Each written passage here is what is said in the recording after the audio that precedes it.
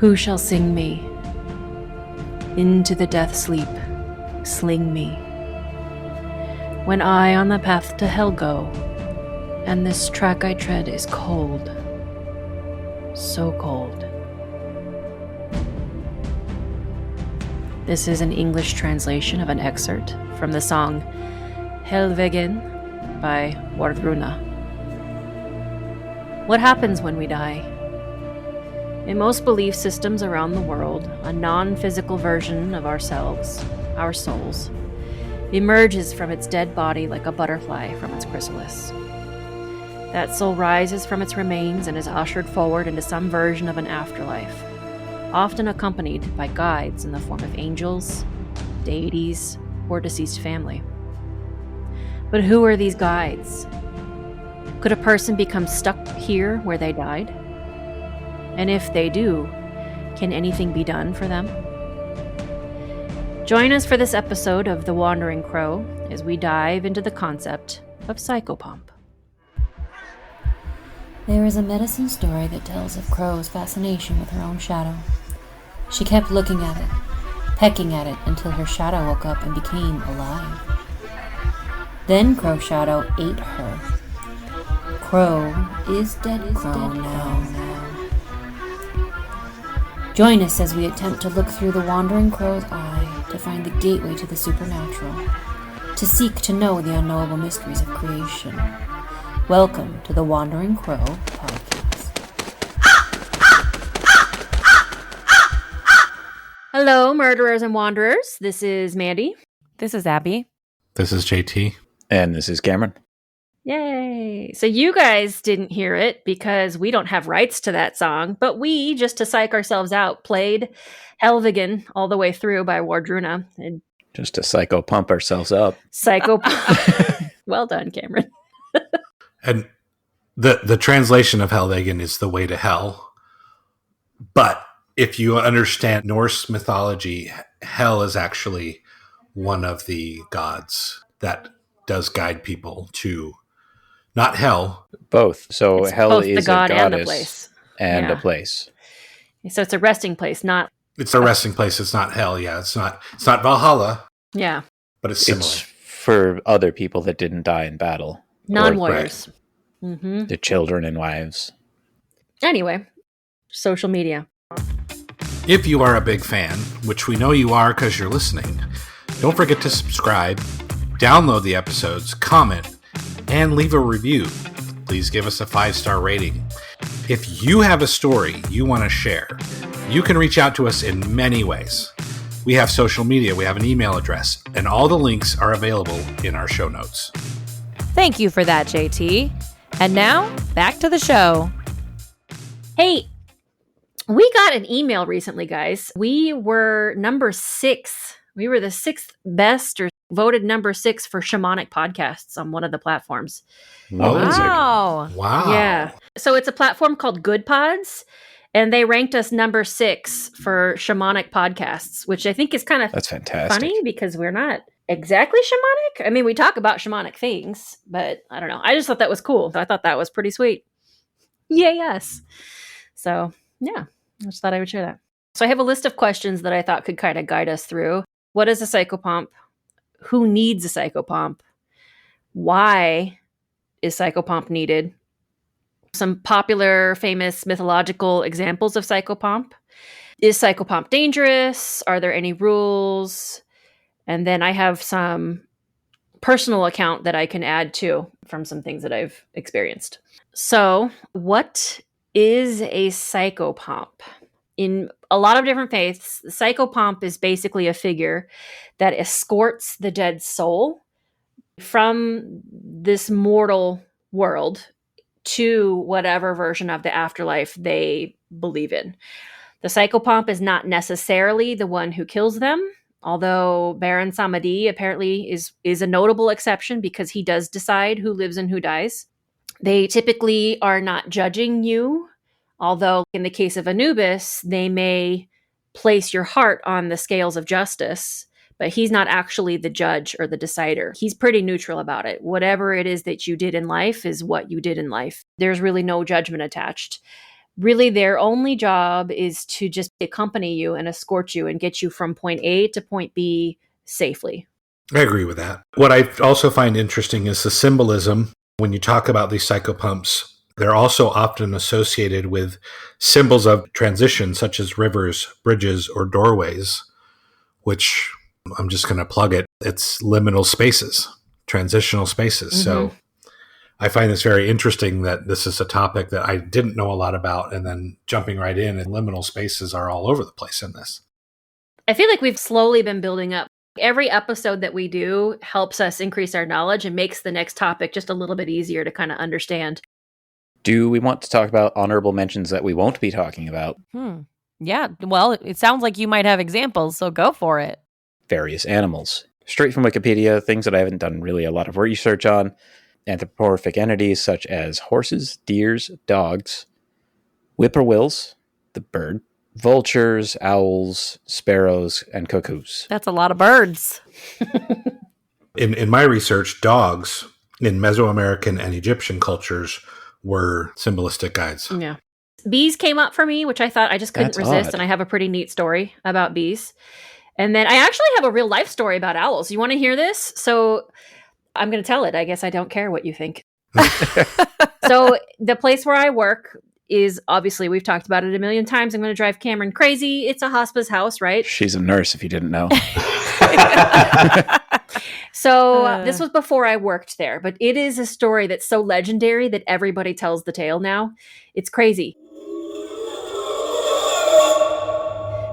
Somebody had died, and one of the nursing traditions is that you open up the doors so that the soul can get out. That's a really important nursing tradition. You got to open up the doors, otherwise the soul could get stuck in the room. That is actually kind of in its own way just a mini bit of psychopomping, I feel like. That's just a little mini sort of, we're going to help the soul get out of here thing.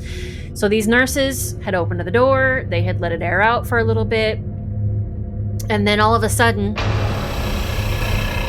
they heard some commotion, banging around. Some weird noises coming from the room. And it's one of the rooms that's the scariest. It is the creepiest room in the house, and I believe that it's definitely haunted. And they were like, what the f*** was that? That room's supposed to be empty. What was that sound? They had to go together, and it was dark, and they were scared, and they kind of had to egg each other on to get into the room. They opened up the room, and there's this figure. This weird figure on the bed. Like, what the fuck is that? So they slapped the lights on real quick. It was an owl. A big old great horned owl had swooped into the room and maybe got a little bit confused, and I guess was banging around the walls and was disoriented. And they found it, and it was just sitting on the bed, and they screamed a little bit, and it scared the owl, and then the owl flew away. Swooped in from an The open door was window? open. No, they had opened the doors. Open, but was it the door for the outside? Yeah, what are you talking about? Does it have a patio door? Yeah, each room has its own patio door. Oh. Oh, that's nice. Yeah. Okay. It's a pretty cool little building. I mean, wow. Sorry. What a story. Yeah, you Important said the door information. was open. I pictured a door to a hallway or something. Yeah. With multiple No, doors sorry. in a No, I No. pictured exactly what she was talking about. It was a door to the outside, and Yeah. Al Well, I flew wouldn't in. have imagined a hospice having little patios. This What? particular building does. Not Wow, all that's of them cool. do. Yeah, it's a neat little building. You know, So- it's funny that owls, it seems like owls are the local psychopomp, because remember that I had that story where we went Yeah. and we were trying to ghost hunt, You saw them everywhere that night. and me and Meg got followed around town by Right. The owls. I forgot about that. One of the nurses is Mexican, or maybe it was the aide or something. And she's like, you better say some prayers because that was a witch. And she was really freaked out about it and was like, you guys better do some protective prayers and stuff. And everybody tells the story, and the nurses were fine and the aide was fine. They all calmed down after a while, and the owl didn't come back. But when I hear the story, I think that's some crazy circumstance that an owl of all creatures let itself into this room where somebody had just died. I don't know, man. That was an having a nice interesting little one. chat with with the spirits. with the resident. Yeah, like, come on, man, it's time to go. Since we're talking about birds, I was recently on a trip. I got up close and personal with a raven, And in Norse and Celtic traditions, crows and ravens are usually a psychopomp, an animal psychopomp. And I got real close to this raven. He was huge, big old raven. And he was just staring at me. I was just looking at him. And it was just kind of an interesting exchange. Yeah. Those birds can talk. Did you know that? Have They're you heard intelligent it? little It's creatures. insane. Mm-hmm. They're Yep. so smart. I can't wait to make friends with one someday. Well, I was always confused. I always thought crows were bigger than ravens, but apparently it's Yes. opposite.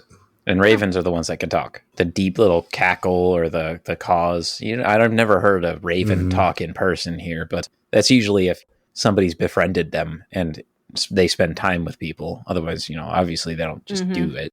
I've seen reels where they talk to him. It's interesting. The hangman's coming. Hello, love. I have that Hello, saved on my love. phone. I found it. I have one. Yeah. So I've read a book in the long distant past. I have a special interest in Psychopomp because I feel like my whole life I've been slowly but surely moving into death work. I mean, eventually we all do. True story. So for a long time, I was really interested in trying to understand more about what Psychopomp was. So there's this book, and you can get it. I have it on my Kindle. It's called Death Walkers, Shamanic Psychopomps, Earthbound Ghosts, and Helping Spirits in the Afterlife Realm. One of the things that was interesting, because as I was reading different accounts from human people who claim that they're doing psychopomp work, there are a lot of commonalities between them and who they say are the ones who might potentially need a psychopomp. So in the world of psychopomp and in the mythology, mostly it's entities, it's birds, it's cats, it's bees, it's dogs, it's gods, it's creatures and entities that we think of that are not human. The Grim Reaper, Baron Samedi, the Valkyrie. I know, JT, you had done a little research on them, or I think you did. Mm-hmm. Yeah, I did. Anubis is another one. There's Charon from the Greek pantheon. There are a lot of different entities that are non-human whose job it is to usher souls from point A to point B. But human psychopomps become necessary when human souls get stuck for one reason or another and can't seem to make that transition on their own. I wanted to at least partially talk about this because there's a lot of chatter, I guess I should say, among people who believe that they do psychopomp work, or people who believe that psychopomp work is necessary and is a real thing, that it is something that there used to be a lot more of. There used to be a lot more of human people who were doing that work, helping the souls to cross over who got stuck. But because there's so few of them now through the rise of Christianity and kind of the demonizing of that sort of work and the rise of, well, not just Christianity, let me respeak, but organized religions that don't necessarily lean on that kind of tradition and who have demonized some of that quote unquote pagan belief system, that there are fewer souls being assisted. And so there's a big number of souls who are stuck on earth and can't make that transition. And when you have a lot of discarnate souls stuck on the earthly realm, it can create problems for people. And it can create places that are sort of sticky, and it can make it harder for other souls who would naturally cross over to make that transition. It can create negative vibes. It can create sickness in living people. It creates ghosts. It creates hauntings and other unfavorable conditions here on Earth. And so it's considered a very important service for that reason. And also because as people who want to be healers and to be helping people, it is its own special kind of hell in a way for spirits to be stuck here on Earth and not be able to cross over. They're alone in most cases. They're confused in most cases, and they are grieving and afraid in most cases. So for those people who are interested in the Psychopomp work, that is considered a very noble field in spiritual circles because it's helping souls who might otherwise be stuck. Here's something interesting. Well, there's a correlation with a sudden uptick in death and not knowing what to do with the bodies and disease. So is this kind of potentially a way to explain away that psychopomp's not being omnipotent? That's makes sense. Not many gods are. Not many claim to be. So a psychopomp not being omnipotent and then this being just a cause of that, it's still interesting to me that if there's a sudden uptick in death, disease is going to start to spread. And an explanation for that could be that there's simply not enough psychopomps. The roles haven't been filled. Well, if we're talking about human psychopomps, one of the things to know is that most of the people I've ever talked to who think that they're doing psychopomp work, and even any people who don't do psychopomp work, it is generally agreed that the percentage of people who are unable to cross over is actually pretty small. Most people do cross over and they get to where it is they're supposed to go. It's not like if you have 100 people die on a mass death, 100 people stick around. There's going to be a small amount of people who might get stuck because of the trauma of what they went through. I guess to answer your question, I don't know. I have a theory. Okay. A lot of times in Christian beliefs or Mormon beliefs, the psychopomps are actually family members who have passed on. Mm. There's a lot of stories, a lot of near-death stories or stories of people that are in the process of dying that speak to family members that people know they have passed on. And so there's a lot of thoughts that for humans, the psychopomps are actually their relatives that have passed on that come and gather them and take them where they need to go. But then sometimes there's people that don't necessarily have that, or they're not willing to accept it and they get stuck. But I don't know. I mean, it's just a theory. Who is that artist? Who is that artist? The near-death experience. Was Pam Nelson not a singer? Or I keep getting her name. Reynolds? What was her name? Pam Reynolds. Yeah, that sounds right. Pam Reynolds? Was she not some sort of country singer or something? Wasn't that the same woman? The one who got pushed back into her body by her uncle? But maybe I'm thinking of the wrong... What? Yes, and Abby, you are correct. Pam Reynolds is an American singer-songwriter who claimed to have had a near-death experience during a brain operation in 1991. I had no idea. Yeah, so she was a singer, and that one, her psychopomp was a relative. Right. Remember? Yeah, I thought of that too. Her uncle, right? He was the one who pushed her. So that tracks with what JT is saying. Yeah, he brought her back to the living, said, hey. Right. That's right. You In still that have case, business he here. said, no, it's not time. But he was there to escort her if it was actually her time, and it wasn't. So he... Mm-hmm. Get back in there, bitch. Yeah, there's chocolate cake in for you. You got kids. That was my main thing, is that it tracks with what we've said about near-death experiences, and what you've said about near-death experiences, where they eventually do die, but their family members are some of the last things that they see. Mm-hmm. That's what I was going to say. Most of our patients claim that they're seeing they're calling out to someone that we can't see. Mom is a big one. Dad is another. Sometimes it's a brother or a deceased child. There's usually somebody in the room with them that they are seeing that I can't see. So that totally tracks for me. And that's a very common experience. If you go through most near-death experiences, people are accompanied by deceased family members. That is a very common thing. But sometimes they're accompanied by angels. There's a lot of people who talk about there is an angel with me, or the archangel Michael, or people talk about seeing different things. And I think that kind of depends on their belief system. So yeah, totally. But I did want to address the other part of that, which was reasons why they might get stuck. So this guy who wrote the Death Walkers book, his name is David Kowalewski, and he's a PhD, apparently. He is involved in some shamanic practice, and apparently has had some training. And he says that there are some pretty consistent reasons why he has seen people who are psychopomps. He says the following types of souls are most often met by the shaman. Realize that many, if not most of these souls, transit to the other side without getting stuck at all. So again, he's saying what I've said and what I've seen other people say. It's not really that common. But some do get stuck, and especially if they are in one of these categories. Children, unfortunately. A disproportionate number of young souls are encountered by the psychopomp. And he's talking from his own experience here. In almost 3 out of 10 of the episodes of my journeys, I met youngsters 12 years old or younger.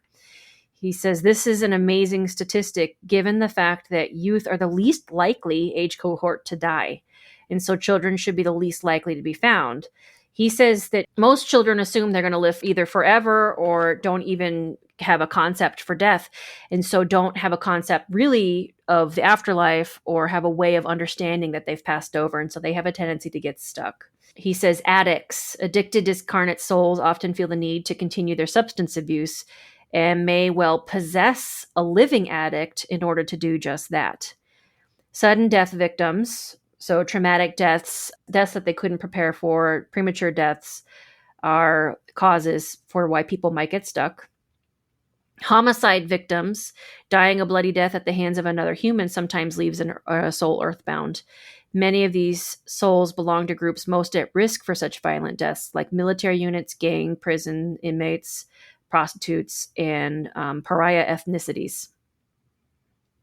I wonder what he means by that. What is a pariah He probably ethnicity? means Salem What are witch you talking about? trials or black people during slavery times. Well, that sucks. Lynchings and shit. Gross. Okay. I hear it. Okay. Then he also says suicides. Unfortunately, those who take their own lives may also stay earthbound since they are not only still in despair, but they're also in shock and embarrassment that they really didn't end it all after all. Okay, this might piss some people off. Abby, I'm kind of looking at you. Atheists. Ooh. Imagine not believing in an afterlife, much less a redemptive and forgiving spiritual realm, and then finding yourself there. A psychological shock, to be sure. He says psychopomps often find such souls surprised, embarrassed, confused, and stubborn about their disbelief in the light. I think that talks about somebody else. I I think Abby's fine because she believes in a comforting afterlife. Abby's open She to believes it. in a comforting Yeah. afterlife where it's not about how her consequences have or her actions have no consequences. It's where just nothing happens. It's not like she's going out and murdering people. She's a mother. Well, neither are these guys, he's explaining. He's not saying that atheists are out there sinning. He's just saying that they don't believe in an afterlife. So imagine how it must feel to spend your whole life believing when I die, I just go to nothing. And then suddenly, that's what he's saying. I'm actually curious, Abby, what your reaction to this is. Well, it sounds like they're pig-headed because they're embarrassed. Yeah, that sounds like somebody who you'd have to actually be unaware of the concept of an afterlife too, I think, to get stuck like that. Not just to not believe because you don't think that it's the tangible option, but to not even realize, right? Kind of like the children thing. But if you're experiencing it and you're in it, you'd be like, oh, well, would you look at that? Well, I think, I don't know. I think you'd have to be really, really, really willfully ignorant. As Cameron's saying, pig-headed, maybe not just totally unopen to it. Yeah, really stubborn. Just you're just like, I'm still alive, obviously, and hallucinating. Clearly, I'm in a coma. Right. Yeah, that's great. I love that. So, yeah. Okay, so the next category he talks about is the risk averse. And Abby, I've got another little nugget for you that I highlighted in here that you're gonna love. Can't wait. I can't wait to reveal this. Anyway, the risk averse. So he says those people whose earthly lives were full of fear and so clung to the familiar, the comfortable, and the riskless are rarely ready for a new adventure, especially in a strange and intense new reality. And then he says, unexemplaries, those who led less than honorable lives on earth are also more likely to stick around on that plane. He says, for example, sadists, gangsters, torturers, and psychopaths. They may be full of remorse and afraid of a divine justice like hell. They may want to reform themselves or feel so much regret that they want to stay connected to earth to make amends. I doubt that. I don't know why, but I really just don't feel like that's... Something about that rubs me wrong. Do you know how many of them have tattoos about hell on them? A lot of them are religious. They know where they're going. Yeah. So maybe... And some of them are crazy enough to kind of want it. So this is probably referring to that small percentage who maybe after they die are like, oh shit, I feel really bad about this. I just have a hard time imagining. Maybe secretly they were actually atheist. Like, I didn't think anything was actually going to come of this. Yeah, I didn't think there would be a consequence. So I don't know. Then he says also the resentful, souls who were treated badly on Earth and who may still be bitter towards the survivors. For example, about the lack of proper funeral rites. In Greek tradition, if deceased souls were not given an honorable rite of passage, they would haunt the living.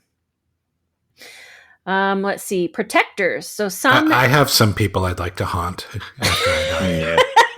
Do you? That sounds JT, good. are you also because you want to troll them? Totally. Yeah. 100%. Just to f with them. Yep. Yep.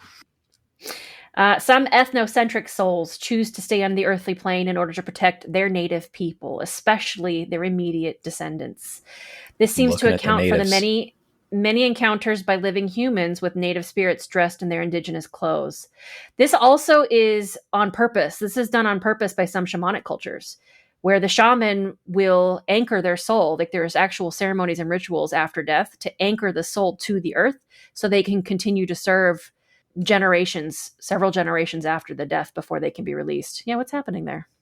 You're weird. muted. You're muted. Mm. And now Like, frozen. actually muted. Have Oh, you yeah. lost weight, Abby? Your cheekbones just look spectacular to me today. Thanks. I don't know what it is. No, I've been doing like my face exercises because I was like, my face is It always looks so in this good. downturn. So I was like, I need to work on that. Damn, good job. So maybe it's working. I think so. Anyway, okay. Workaholics, people who are achievement obsessed, who may have unfinished business. Multitaskers. Multitaskers. That's a weird one. I agree. He says, for Tibetan Buddhists, the discarnate soul may simply lack control over its own consciousness, namely be scatterbrained, inattentive, distracted, and unfocused. Such souls may simply have trouble getting it together, quote unquote, enough to travel to the other So side. all the ADHDers we're all stuck. Sorry, every ADHD person I know. You might be too scatterbrained. We're all doomed to purgatory. I'll see you all later.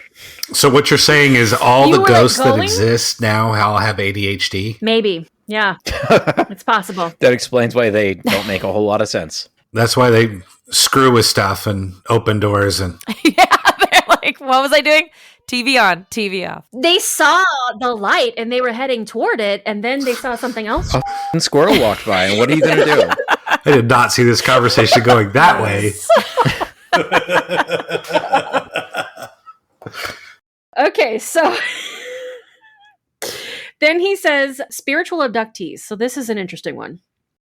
Shamans know that a discarnate soul may be held captive by malevolent spirits taking advantage of its lack of character and its negative feelings, especially self-destructive ones like shame and regret.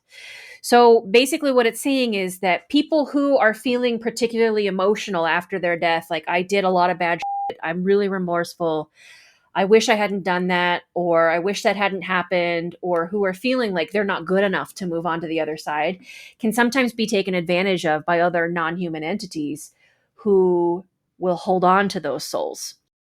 I think I've seen it at least once, where a soul got stuck because something was holding it here.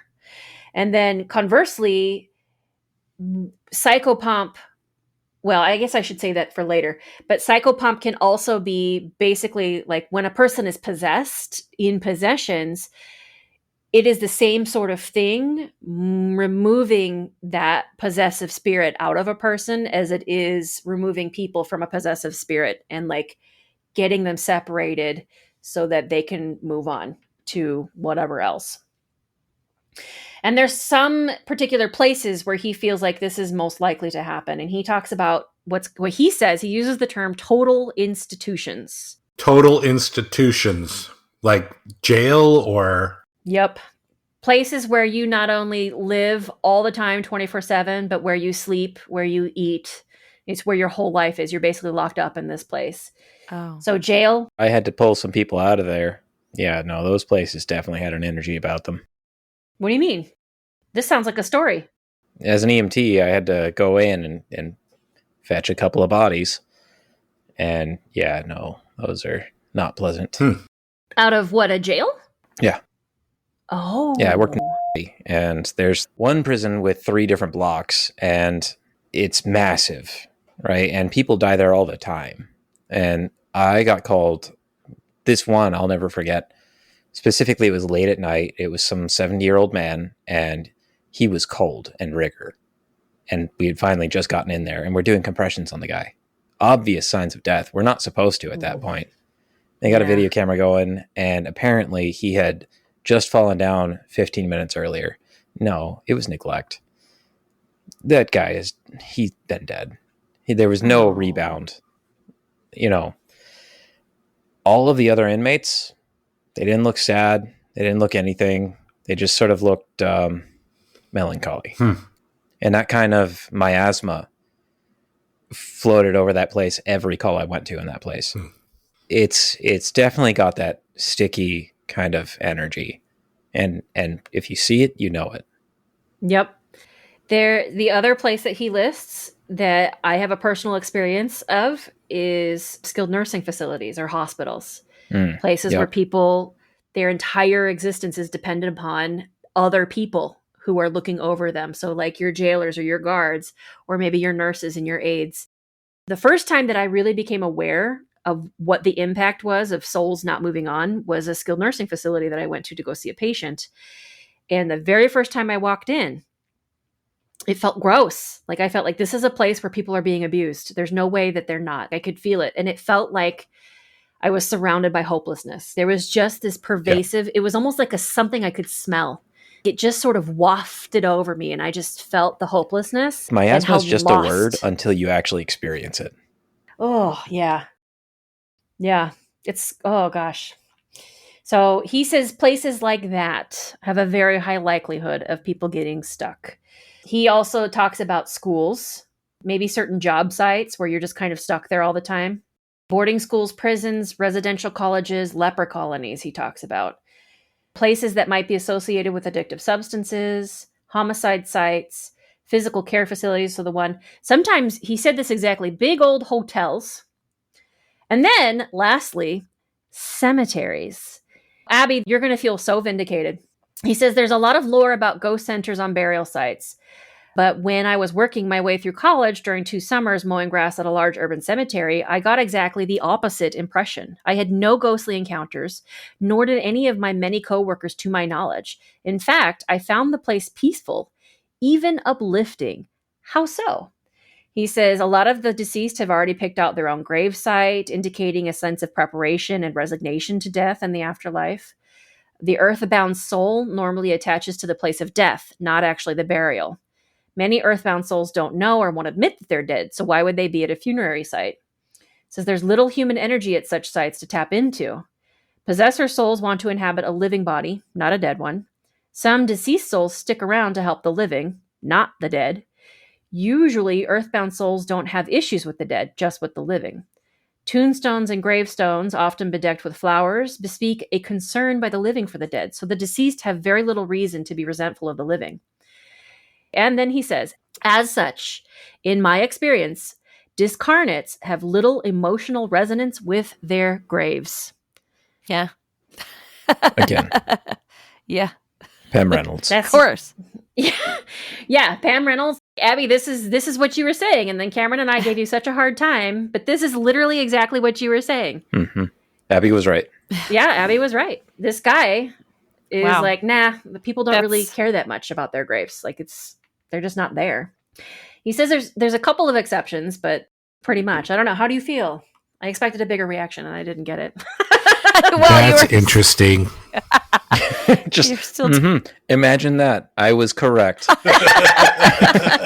Well, it's so weird. It's one of those things that I automatically assume I could never really know if I'm right or wrong. So it's part of me is like, that's really interesting to hear anybody say that I'm right about that, because how could we know? But here we are, like, okay, well, this guy being an authority on the topic, somebody that we're going to give a credit for possibly knowing. Well, thank you to that guy. Yes. I called it. Just my awareness of human nature helped me to know. You were right. Did Okay. anyone research Anku?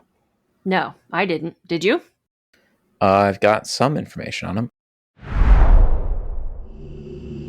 Anku, he is not a fixed being, but a rotating role. Each year, the last person to die in a parish becomes the Anku for the next year. Whoa. They will take up a wide-brimmed hat, cloak, a creaking wooden cart to collect the souls, and he's accompanied by 2 helpers. He's often depicted with a large scythe, and he is a skeletal remains of that figure. This is where the figure of the Grim Reaper came from. Amazing. This is an old Irish tradition here. Okay, I've heard that before, but not tied to this Anku guy. I heard that there are certain places, certain cemeteries where the belief was the most recent person to die, their soul took up the position of basically sentinel and protector of that graveyard. And that each time a new person died, they took over that role for a little while. So unfortunately for some people, there is such a thing as being the last person to be buried in a cemetery. And so there are sometimes souls who are just sort of stuck there because they were never relieved of duty. Wow. They become the new Grim Reaper. Yeah. At least of that district, that area. Huh. The district manager of that location.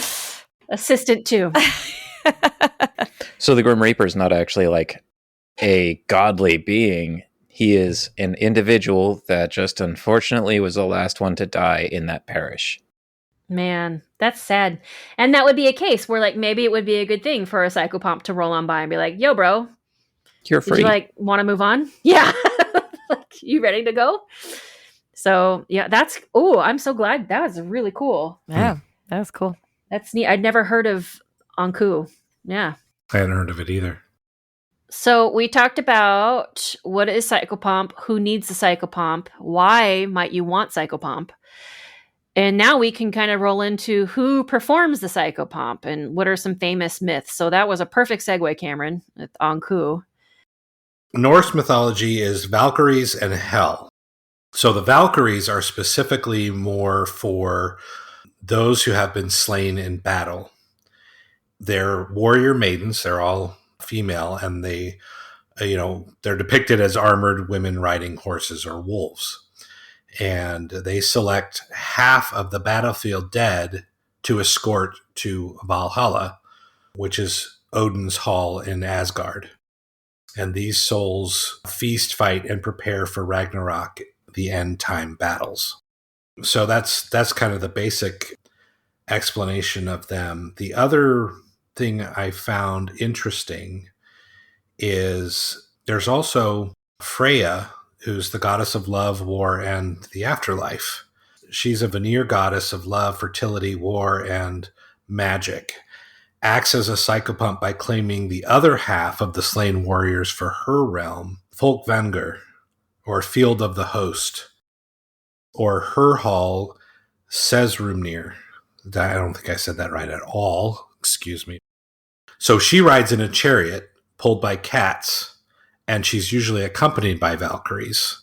Then there's Odin sometimes is also considered or serves as a psychopomp, particularly for non-battle deaths or nobility. So he's often compared to the Roman Mercury for his boundary crossing abilities. So he's able to cross both planes. Interestingly, I wish we knew the reason why, but half go to Freya and half go to Odin. Freya gets first choice. Odin gets whoever's left, which I always found pretty interesting. Because everybody talks all the time about how I'm going to go to Valhalla. You know, people who ascribe to being Vikings in our modern day and who are trying to bring back the heathenry, they say, well, I'm going to go to Valhalla. But how do you know, though? What if Freya picks you? Mm-hmm. Yeah, you take care of house first. Well, there's some that say that it kind of overlaps. Folkvagnar, which is Freya's, and Valhalla just kind of overlap, and that may be a part of Valhalla. But others view it as distinct possibility for non-Odinic warriors. There was also another realm that I found interesting. There was Aegir and Ron. I'm not sure how to say the A with the little mark above it. Aegir and Ron, guardians of the drowned. Ron uses a net to capture drowning victims, guiding them to her underwater hall. This reflects Norse seafaring culture's fear of the ocean as a perilous boundary. So apparently they can handle dishonorable deaths, not in battle, contrasting Valkyries. Some view this as a punitive, but others see it as a neutral escorting. That made me think about other potential places where people who have drowned in the sea go to, like Davy Jones's locker. And I looked up Davy Jones, and he's not really a psychopomp. It's really Davy Jones' locker is more a realm where people who drown go. It's kind of a cross between Christianized Celtic beliefs, where Shoni is the Scottish god of the ocean who lived in the other world where he imprisoned those who drowned. And that kind of just grew into Davy Jones's locker. So before we go too far, did you do any research into what it means if Freya picked you? No, I did not. I just typed it into the AI. Go ahead. Being chosen by Freya is not a lesser fate compared to Odin's choice, but it means that you are part of the standing army. Some scholars suggest that her hall might be more peaceful and pleasant than Valhalla, often described as beautiful open field where warriors dwell with Freya in preparation for Ragnarok. I thought that's what Valhalla was. I thought it was where the warriors trained and were waiting for Ragnarok. Valhalla is the Great Hall, and the Great Hall is a place where you drink and take place in merriment. You've proven yourself as a great warrior, and you can fight in the battlefield, and then you are each night taken back to the hall, but this apparently is a great field. It's considered more peaceful, but there's not really a whole lot of training that I see here. Oh, that's interesting. I had never heard that before. That's pretty interesting. So essentially you have 3 realms in Norse mythology of where you go when you die. Whether you die in battle, there's 2 different places you could potentially go. One being you've done everything right, you died in battle, you get to go and party for the rest of your life. Valhalla. Well, Valhalla, they do fight to the death, and every time they die, they wake up in the hall. Yeah, that's my understanding of that too, is they fight till they die, and then they're reborn drinking mead or whatever. With their brothers in arms that some of them killed them. Yeah. And then this one, Freya's Folkvanir, is a great field. You're not really fighting. It's more peaceful. It's the goddess of love, fertility, and Sedir, the magic. Sather. Her qualities, value, beauty, cunning, magic, passion, valor. It's considered more of a balanced way to go. What were you going to say, JT? You were going to talk about 3 realms. So you talked about Valhalla. Hel, and that's Hel, is actually Loki's daughter and goddess of the dead and oversees Helheim. But she can also function as a psychopomp potentially. That's for the non-heroic dead, illness, age, and she potentially escorts or receives souls directly.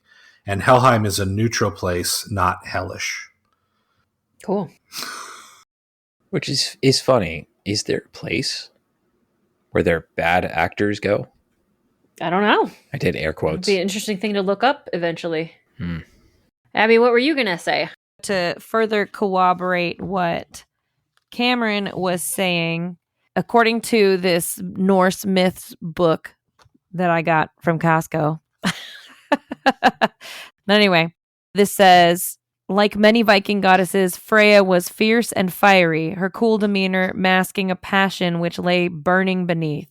She was clever and masterful in battle, and as Valfreya, she often led the Valkyrs to the battlefield, where she would claim many of the slain heroes. Slain heroes were taken to Folkvang, where they lived a life such as they had never experienced on Earth. Their wives and lovers came to join them, and Freya's reputation spread far and wide among the dead and the living.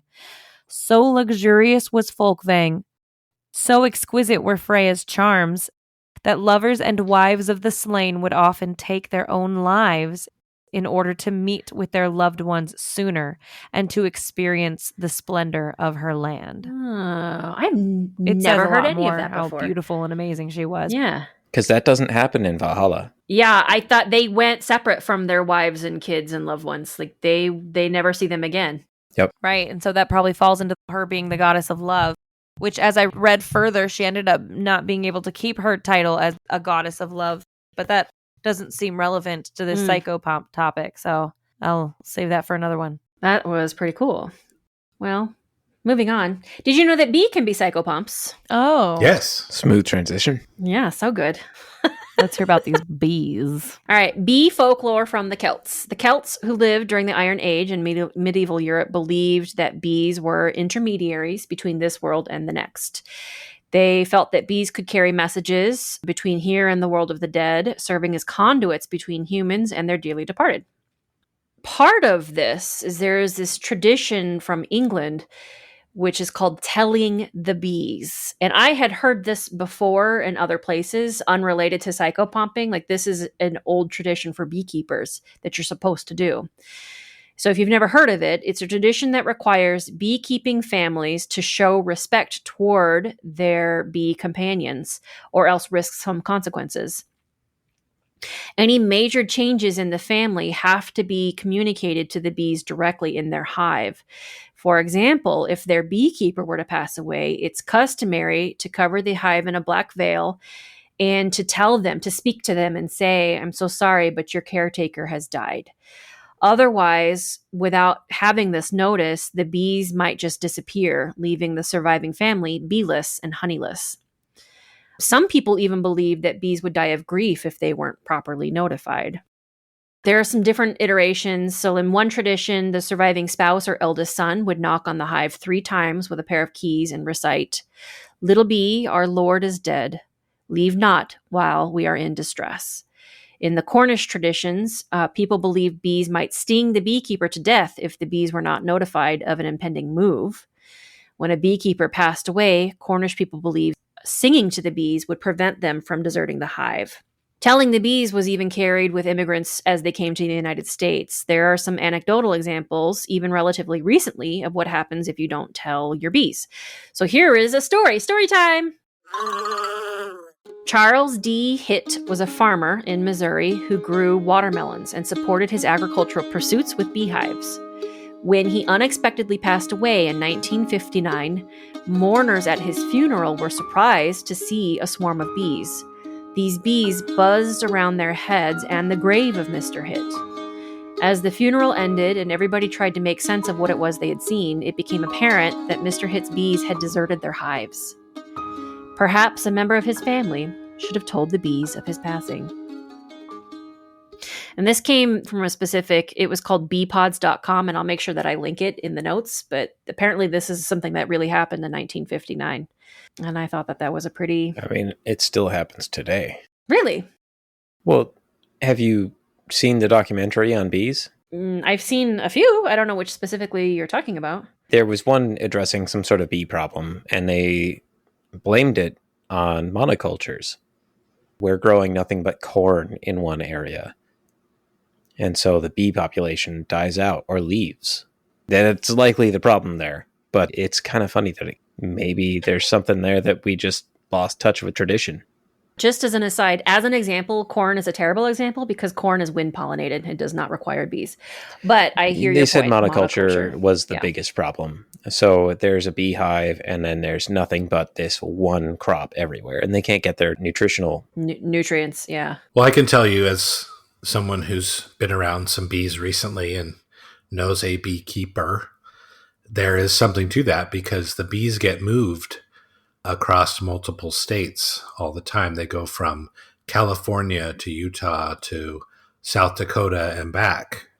And I'm curious now to ask them if there was something in transition that they did for their bees. I'm going to have to ask that. Yeah, is there some tradition that they practiced to help the changeover? Because he inherited it from his dad inherited it from his grandfather, so... Some passed down. Huh. Yeah, I'd love to hear. I'd love to hear what he has to say about that. I'll have to call him and ask him about it. I have a story about Anubis. So this is Anubis as Psychopomp, and this comes from EgyptianMyths.net. This one is called The Land of the Dead. The visit to the Duat, which is the Egyptian land of the dead, was paid by Set Osiris, who is a child magician, and his father Setna. So one day, they're standing around and they're watching two funerals on their way to the west. The first funeral was that of a rich person, and his mummy was laid with gold. He had troops of servants and mourners, gifts for the tomb, and there were priests walking in front of and behind him, chanting hymns to the gods. The second funeral was that of a very poor laborer. His two sons were carrying a simple wooden case, and his widow and daughters-in-law were the only mourners. And Setna, the child magician's father, says, "I hope that my fate will be that of the rich noble and not of the poor laborer."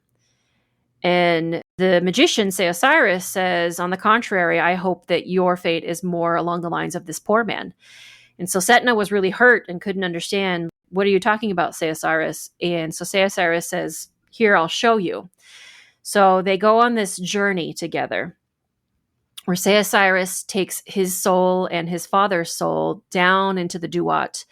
They get to this place, and the dead men are asked, "Are you pure? Speak in your own defense." Each dead man's ka, this is their soul, spoke in his own defense, saying, "I am pure, I am pure, I am pure, I am pure." They both are saying, "I'm a good person." But then there came a moment in which the evildoer feared, but the good man welcomed with joy. Anubis, this is the Psychopomp of Egypt, took the heart out of one of the ka and placed it in the scale. And in the other side of the scale was set the feather of truth. Heavy was the heart of the evildoer, and it dragged down the scale. Lower and lower it sank, until the scale sank so low that Amit, the devourer of hearts, could catch the sinner's heart in his jaws and bear it away. Then the evildoer was driven forth into the thick darkness of the Duat to dwell in the pits of fire. But with the good man, the feather of truth sank down, and his heart rose up. And Thoth cried aloud to Osiris and the gods, "True and accurate are the words that this man has spoken. Grant the eternal bread of Osiris be given to him, and a place in the fields of peace." So basically, this guy gets to go to heaven. So then once this happened, say Osiris showed his father the Ba, so showed him which one was which, and said, "Now you know why I wished your fate to be that of the poor man and not of the rich man." That was an example of the Egyptian beliefs in the afterlife, that Anubis will weigh the heart of the dead against the feather of truth. And depending on how you lived your life will be what kind of afterlife you go to. So Anubis takes the soul and escorts it and measures the soul, but himself is not the judge. He himself is not the one who had anything to do with the passing of the soul. I found another story that I found interesting, and this is about someone who explains their process of how they've become a psychopomp in each of their lives. It's from the Shaman's Cave. Oh, I know her. Giovanna, is it Basic? Her last name? Sandra Ingerman has a podcast called The Shaman's Cave, I think. Yeah. It's a post on the Shaman's Cave. Okay. This is from September 1st, 2024. She posted it, and it's Death and Shamanic Gifts. In every life I've processed so far, the same thing has happened. A great loss, a confrontation with death, and a split in the soul that led me to shamanic knowledge. This is kind of a sad story. So, JT, how could you?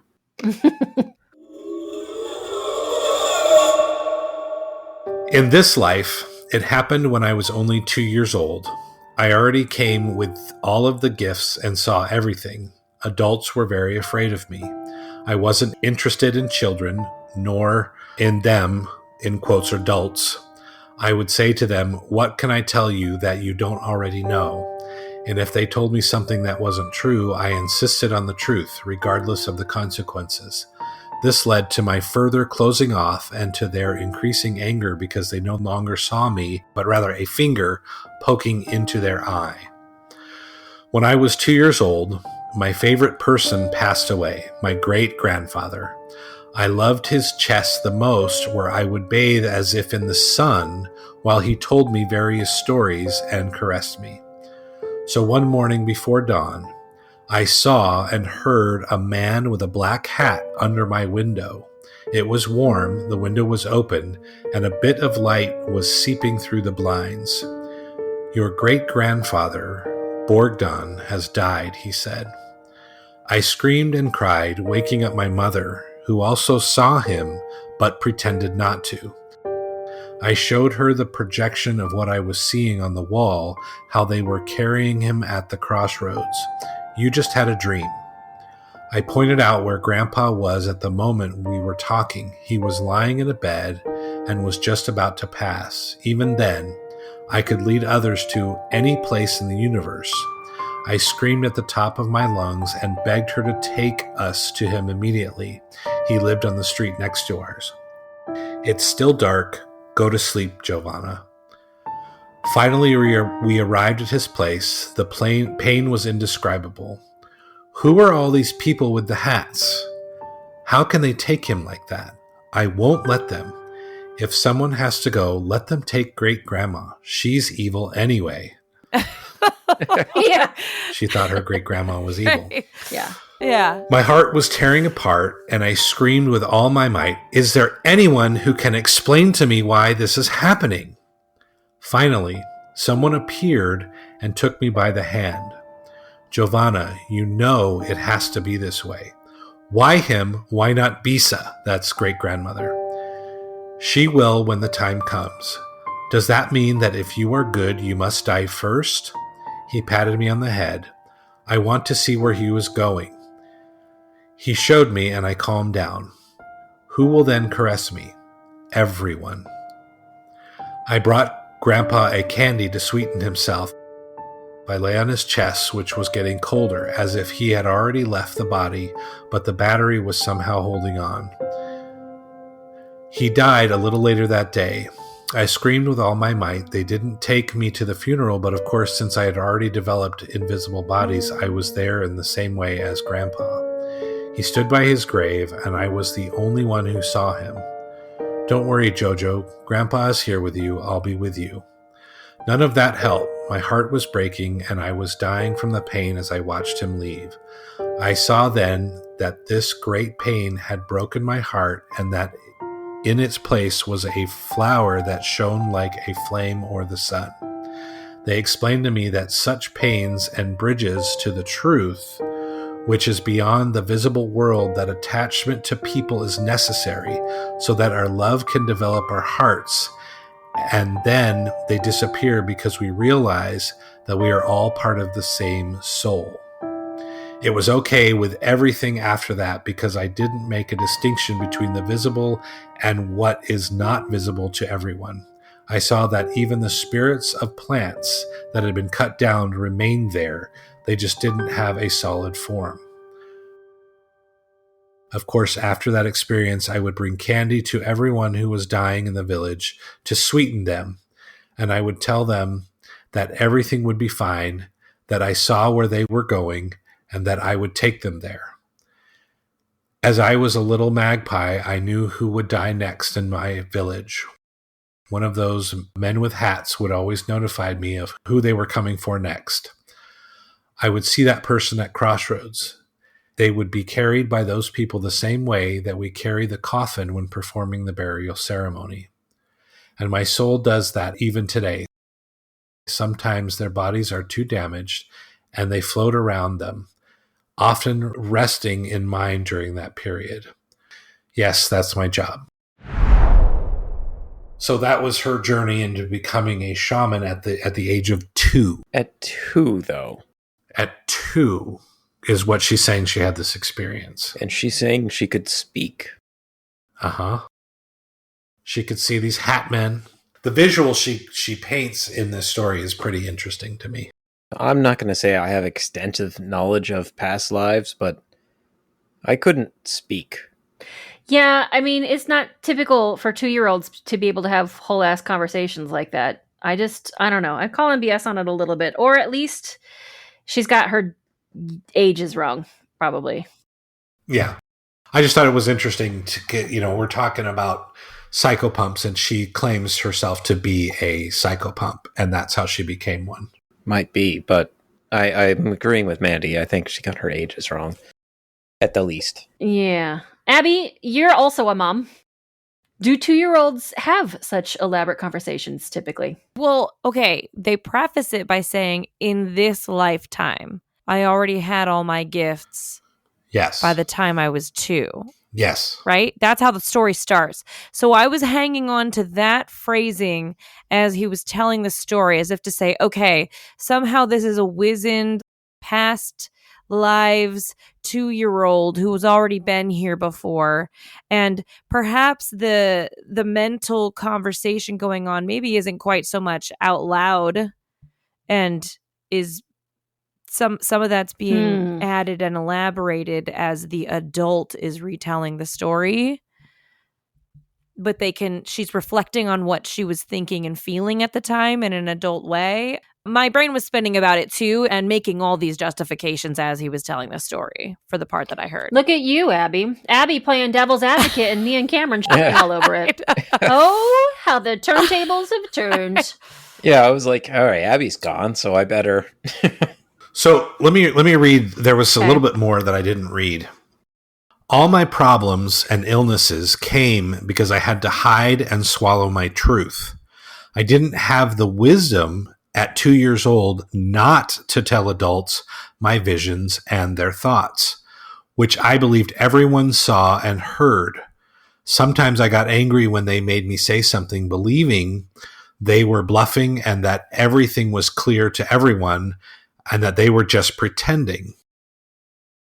I was not interested in everyday life and stories. It was all without soul and feeling and very wrong. I sat in solitude, traveled everywhere, and did my work inside. My parents didn't like it at all and did their best to break me and make me normal, at least for the environment. It took me years to put myself back together from those pieces.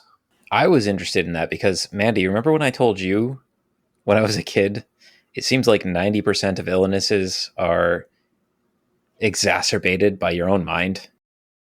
No, I do not remember that conversation. Sorry. Not to say that it didn't happen. Oh. I just don't remember. And the concept isn't new. It rings a bell with me.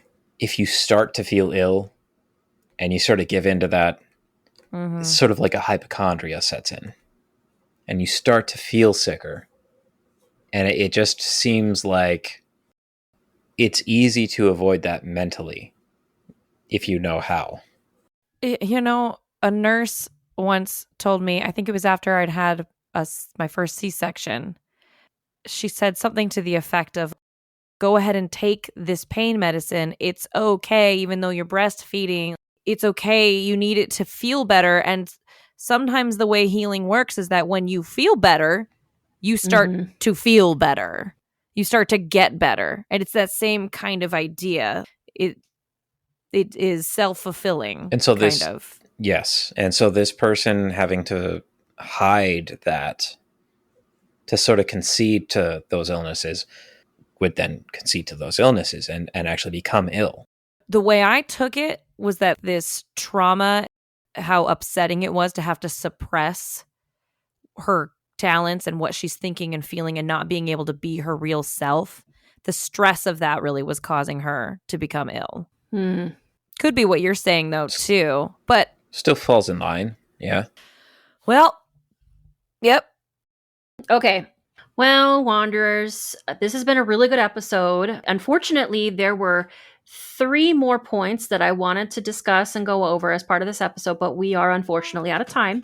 So we're going to have to revisit these. Is psychopomp dangerous? The actual action of psychopomping. Are there rules for psychopomping? And what do psychopomps say the afterlife is like per their experiences and the things that they've seen? I actually have a personal story that I had wanted to share, but that's just one of those things that we're going to have to save for later. Anyway, I hope everybody enjoyed it. We had a lot of really great examples, and I think we could have just kept going with all of the examples of different psychopomps. Yeah, this was an easy one to do. So, thanks for listening. This has been another episode of The Wandering Crow.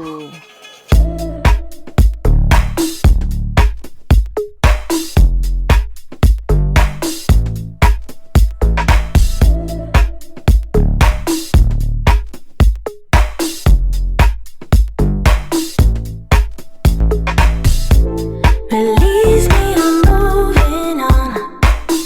Feel the speed of my ride. No worries, no more, no, no. Here's your bitter goodbye. Like, ooh. Feel the speed of my ride. Like, ooh.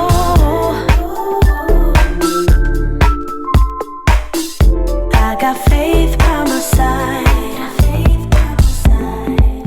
I'm coming through. I'm finding new ways to be. You won't call me no more, you see. Now I'm loose, got no one in my way, and I want more from this world. I crave sunsets and ocean. And the cherry bloom in May.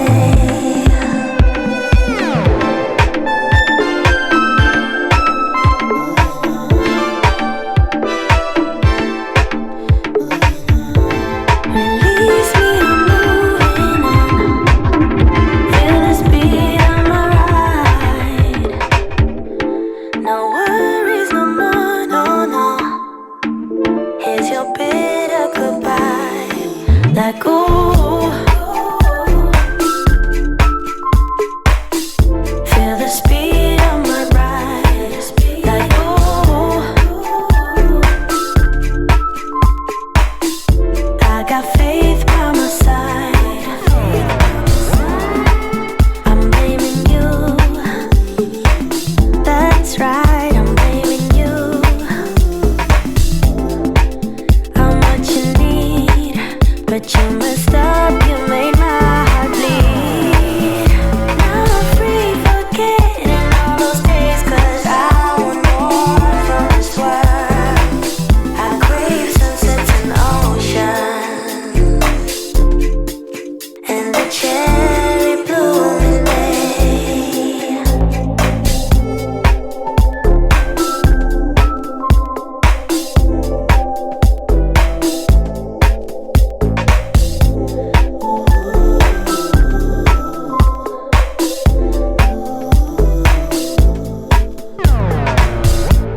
Release me, I'm moving on. Feel the speed of my ride. No worries, no more, no, no. Here's your bitter goodbye. Like,